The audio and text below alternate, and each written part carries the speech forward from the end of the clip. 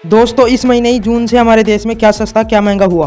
Petrol, diesel, सोना चांदी, खाने के तेल, हवाई किराया, एलपीजी गैस सिलेंडर, मकान निर्माण की सामग्री, मोबाइल रिचार्ज, स्कूटर, गाड़ियां वगैरह।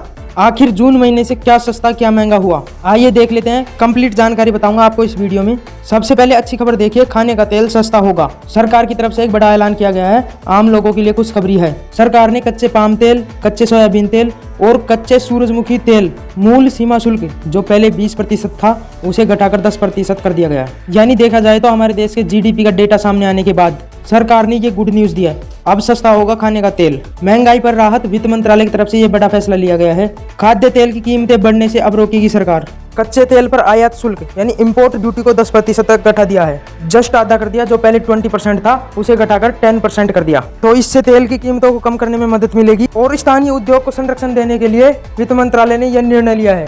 चलिए अगला अपडेट देखिए। सोना भी सस्ता हुआ है। बीते सप्ताह के दौरान सोने की कीमतों में भी अच्छी खासी गिरावट देखने को मिली है। ऐसे में आप अगर 10 ग्राम सोना खरीदते हो तो आपको प्रति तोला कितना रेट देना पड़ेगा, आइए देखते हैं। 24 कैरेट की बात करें तो सोने की कीमत में 770 रुपए की गिरावट आई है, जबकि 22 कैरेट सोने के दाम में 700 रुपए तक टूटे हैं। हाल ही में दोस्तों आपको पता होगा सोने का प्राइस 1 लाख रुपए तक पहुंच गया था। लेकिन अभी सोने के भाव की बात करें तो देश की राजधानी दिल्ली में 24 कैरेट सोने के 1 ग्राम सोने की कीमत 9,746 रुपए है, यानी 97,460 के लगभग 10 ग्राम सोने का प्राइस चल रहा है। जबकि 22 कैरेट सोने के प्राइस की बात करें, जबकि इसकी कीमत 8,935 रुपए प्रति ग्राम चल रही है, यानी 89,000 प्रति 10 ग्राम के लगभग।